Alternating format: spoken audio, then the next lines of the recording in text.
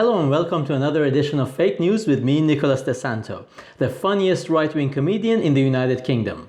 Unless you know Alistair Williams, in which case I'm the second funniest right-wing comedian in the United Kingdom. Now let's see what's been happening in the world since the last time we met.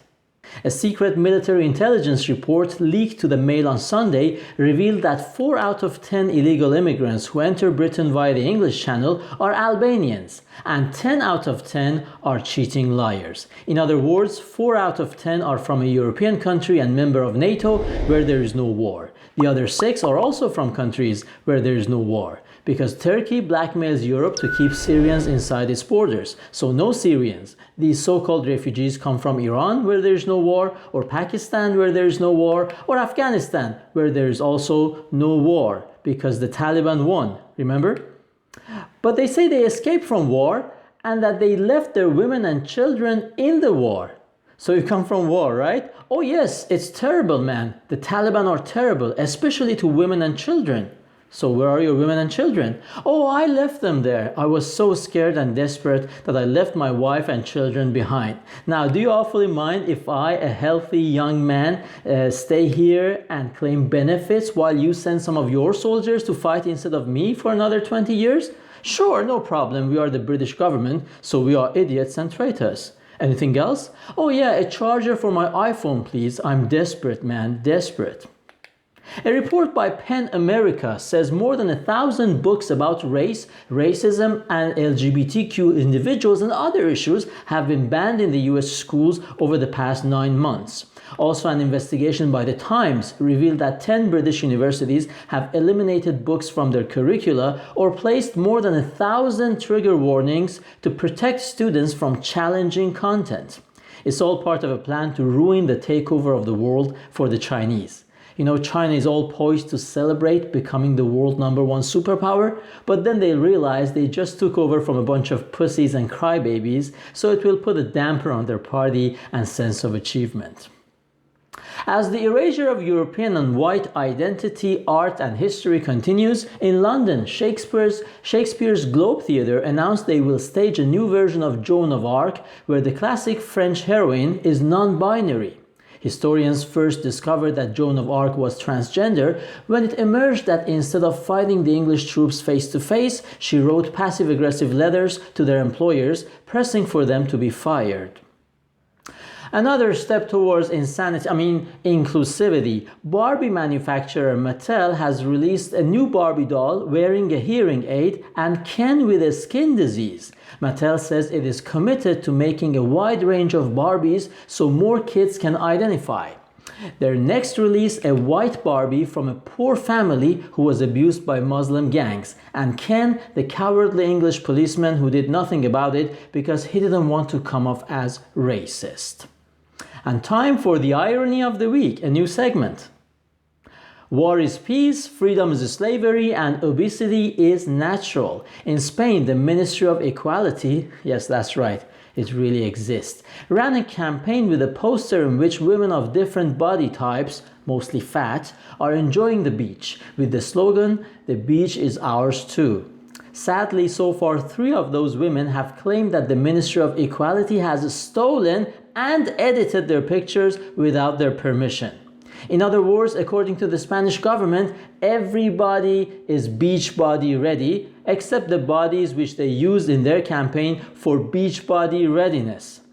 In one instance, a woman's prosthetic leg was edited out and instead armpit hair was added to her picture. So this is a campaign for tolerance and acceptance, presumably, right? And somebody at the Spanish Ministry of Equality looked at that picture and said, prosthetic leg, oh gross. What we need more on our beaches is more body hair. I mean, have you seen Spanish women from close? How much more body hair do they need? The campaign, although a source of embarrassment for the Spanish government, has inspired another campaign by the French government to promote tolerance of women who have shaved underarms.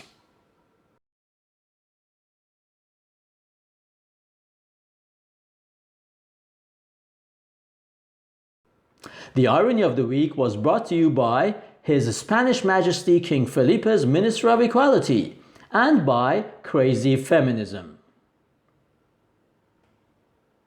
Official figures show that in 2021, more babies were born outside of marriage in England and Wales than to wedded couples, for the first time on record. Experts say this is completely normal and in line with everything else in Western societies going down the toilet.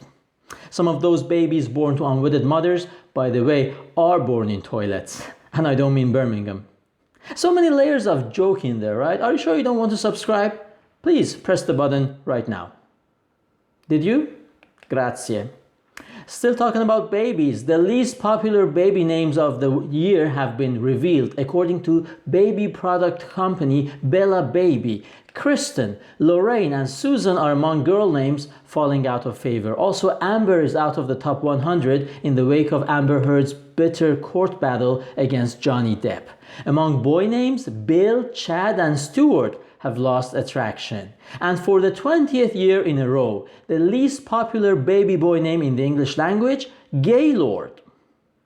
And bloody hell, after whinging and whining about a week of heat and sun, also known as summer elsewhere in the world, Britain fell into panic as rain caused disruption and flooding this time. Mainstream media were quick to blame climate change for this one as well. Other things the media blame on man-made climate change, British food being quite insipid, House of Lords being a bunch of unelected lifetime crony peers, and horse-faced aristocrats. And now time for sports. The Commonwealth Games came to a close in Birmingham. If you're American and have no idea what's going on and don't know about the Commonwealth Games, it is the stupidest British invention since they created Pakistan. It's basically the Olympic Games, but without US, Russia, China, Germany, France and Italy. That's right. It's the Englishman's way of exacting revenge on former colonies who went independent by humiliating them every 4 years promptly. Only England and Australia have the infrastructure to host the games, so they are in it for the easy medals, and everyone else comes for the asylum applications. That's right, in every edition of the Commonwealth Games, the most exciting event is when entire teams from former colonies disappear mid-event. So next time your Uber driver tells you he used to be an international pole vaulter or javelin thrower, he might be telling the truth. And Manchester City defender Benjamin Mendy is in trouble, facing 8 counts of rape allegations. One woman told the police that he tried to rape her as she was standing naked in the shower in his mansion. She said she met Mendy in a club in Barcelona and then went to Manchester to meet a member of his entourage. Thousands of women reacted to the story by saying, "What? You went to a stranger's house after meeting him in a nightclub and he tried to have casual sex with you? #MeToo." She replied, "No, you dumb bitches. Not a stranger's house, a stranger's mansion. And I went to the stranger's mansion after meeting him in a nightclub because I wanted to have casual sex with one of his entourage, not him. Get it now? #MeToo." And that's it. That brings us to the end of this edition of Fake News with me, Nicholas De Santo. Thanks for watching. Please support me on alternative platforms I've set up. Read about them in the description and have a great start of the week.